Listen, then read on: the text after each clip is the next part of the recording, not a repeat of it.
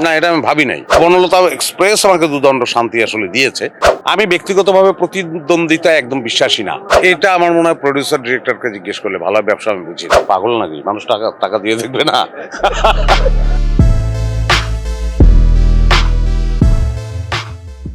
হ্যাঁ, এনজয় তো করি, এটাই কাজ, নিত্য নৈমিত্তিক কাজ। এনজয় না করলে তো এই কাজ করা যাবে না, কারণ খুব পরিশ্রমের কাজ তো।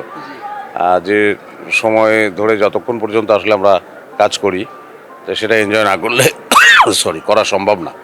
আমি তো বনলতার কথা স্পেশালি তো বলবই।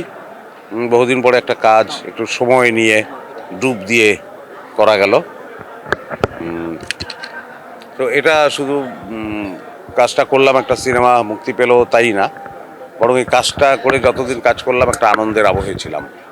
বনলতা এক্সপ্রেসের ক্যারেক্টারটা খুবই জটিল। সিনেমা হলে ঢুকলেই বুঝতে পারবে, একজন ম্যাথমেটিশিয়ান, একজন গণিতবিদ উনি। কিন্তু তার এই গল্পের মধ্যে তার ব্যক্তিত্ব কখনো কখনো খুব খ্যাপাটে মনে হয়, খুব পাগলাটে মনে হয়।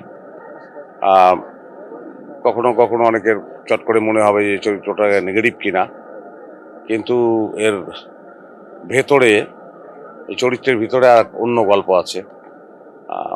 সেটা পুরো সিনেমাটা দেখলে বোঝা যাবে। একটা দারুণ চরিত্র। আমি আসলে এই চরিত্রটা আগে করি নাই কখনো। পাগল নাকি? মানুষ টাকা টাকা দিয়ে দেখবে না।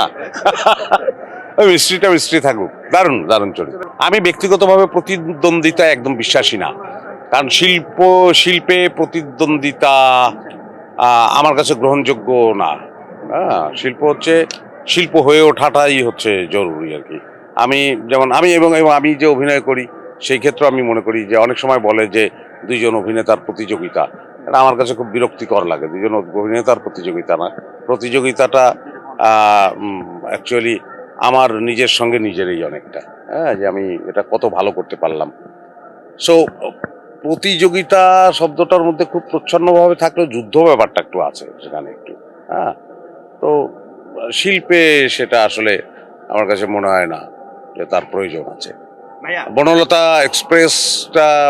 এক্সপ্রেস হয়ে ওঠাটাই জরুরি, বনলতা এক্সপ্রেসটা সফল হওয়াটাই জরুরি। আমার কাছে মনে হয় যে এ তো জটিল, এটা তো আসলে আমার পক্ষে জরিপ টরিপ করে বলা মুশকিল। আমার কাছে মনে হয় যে গত ঈদে যখন উৎসব হলো, তো এই সিনেমাটা তো আসলে ব্যাপকভাবে মানুষ দেখলো। হ্যাঁ, তো আমার কমে গেছে, তো একটা সময় কমে গেছে। আমি বরং বলবো যে আমি খুব আশাবাদী যে এখন বাড়ছে, এবং সিনেমা হওয়া উচিত, এবং সকলের সিনেমাই সকলের দেখা উচিত। যে কারণে আমি ওই ওই ব্যাপারটাতেই আমি আসলে বিশ্বাসী না যে অমুকের সিনেমার সঙ্গে আমার সিনেমার খুব মারামারি। এটা খুবই, এর কোনো প্রয়োজনই নাই। অমুকের সিনেমাটাও মানুষ দেখুক, আমার সিনেমাটাও মানুষ দেখুক, মানুষ সিনেমা দেখুক। এটা আমার মনে হয় প্রডিউসার ডিরেক্টরকে জিজ্ঞেস করলে ভালো হয়, ব্যবসা আমি বুঝি না। আর দুই রকম সিনেমা। আমি যেমন উৎসব থেকে মুগ্ধ হয়েছিলাম, আর বনলতায় আমি অ্যাক্টিং করতে পারে মুগ্ধ, এবং আমি দেখেও মুগ্ধ। না, এটা আমি ভাবি নাই। আমি আসলে চরিত্রটা এবং এবং এখানে যারা অভিনয় করেছেন, এই ভাবনা কারো মধ্যেই হয়তো কাজ করে নাই। আমি আমার কথা অন্তত বলতে পারি, কাজ করি না। চরিত্রটা আমার খুব ভালো লাগলো, স্ক্রিপ্ট পড়লাম, আমার মনে হলো এটা আমি করবো। অ্যাকচুয়ালি হচ্ছে বনলতা এক্সপ্রেস তো আর স্কুল খুলে বসে নাই, হচ্ছে প্রথম কথা। তবে মানুষ তো তার সারা সমগ্র জীবন জুড়েই শেখে, স্কুল ছাড়াও শেখে, নানানভাবেই মানুষ শেখে। তো আমি শুধু বনলতা এক্সপ্রেসের কথা বলবো না, আমি প্রতিনিয়ত যে কাজ করি সকল কাজ থেকেই কিছু কিছু শিক্ষা গ্রহণ করি। কখনো পজিটিভ শিক্ষা, কখনো নেগেটিভ শিক্ষা, কখনো মনে হয় যে এই জাতীয় কাজ আর করবো না। তো বনলতা এক্সপ্রেস আমাকে যে শান্তি দিয়েছে, এটা কবিতায়ও তো আছে, আমার দুদণ্ড শান্তি দিয়েছিল নাটোরের বনলতা সেন। তো বনলতা এক্সপ্রেস আমাকে দুদণ্ড শান্তি আসলে দিয়েছে, কারণ যে কদিন কাজ করেছি খুব ডুব দিয়ে কাজটা করতে পেরেছি। আমি একদম ভীষণভাবে বিশ্বাস করি, আমি একটা সিকোয়েন্স বা একটা শর্ট দিলে বা একটা ডায়লগ উচ্চারণ করলে, সেটা যদি আমি আমার হৃদয় থেকে, এবং আমার যদি মনে হয় যে না আমার নিজের ভালো লাগলো বলে, আমি দেখেছি যে সেটা আসলে সবার মধ্যে ছড়ায়, অন্য সবারও ভালো লাগে, তার ফলও পেয়েছি। এরকম বহুবার হয়েছে, অনেক নাটকের ক্ষেত্রেও হয়েছে যে একটা সিকোয়েন্স করলাম বা এই সংলাপটা খুব দারুণ লাগলো আমার বলতে।